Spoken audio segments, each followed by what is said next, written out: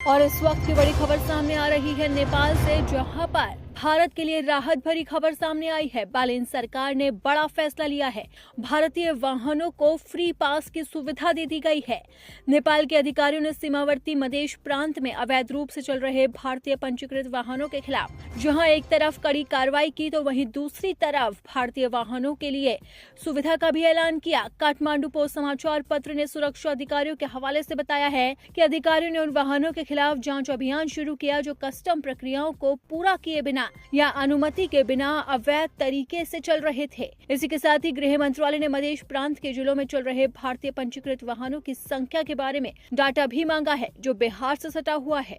जनकपुर जिले में पुलिस प्रवक्ता कमल थापा ने कहा कि हमने नियमों का पालन करते हुए कस्टम क्लियरेंस के बिना चल रहे किसी भी भारतीय पंजीकृत वाहन के खिलाफ प्रवर्तन को कड़ा किया है। मुख्य कस्टम अधिकारी विकास राज राजक ने कहा है कि सीमा बाजारों में जाने वाले भारतीय वाहनों को एक दिन का पास मुफ्त में जारी किया जाता है। नेपाल सरकार ने भारतीय नंबर प्लेट वाले वाहनों के संचालन को लेकर अपने कानूनी नियमों को और कड़ा कर दिया था, लेकिन इसी बीच में सरकार ने अब राहत दी है और एक दिन के लिए भारतीय वाहनों को फ्री पास की मुफ्त सुविधा भी दी है।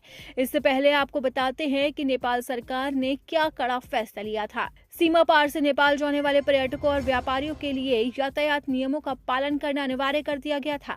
इसी के साथ ही उन्हें भारी जुर्माने और वाहन जब्त होने जैसी कठोर कार्रवाई का सामना भी करना पड़ सकता था। नेपाल सरकार द्वारा लागू भंसार महाशुल्क N 2071 के तहत अब किसी भी भारतीय सवारी साधन को नेपाल की सीमा में प्रवेश करने से पहले आधिकारिक भंसार अनुमति लेना अनिवार्य है। ये नियम स्पष्ट करता है कि बिना वैध अनुमति के नेपाल की सड़कों पर भारतीय वाहन चलाना गैर कानूनी माना जाएगा। नियमों के उल्लंघन की स्थिति में न केवल आर्थिक दंड लगाया जाएगा, बल्कि वाहनों को स्थायी रूप से जब्त भी किया जा सकता है।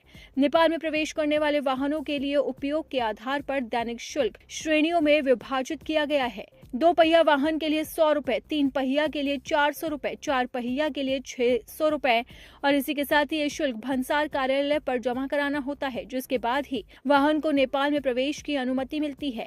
आपको बता दें कि नए नियमों का सबसे महत्वपूर्ण पहलू वाहनों के रुकने की अवधि से संबंधित है। भंसार शुल्क चुकाने के बावजूद कोई भी विदेशी वाहन एक आर्थिक वर्ष में अधिकतम 30 दिनों तक ही नेपाल में चलाया जा सकता है। इस तरह के कड़े नियम नेपाल सरकार ने लागू किए थे, जो भारतीयों पर भी लागू हुए।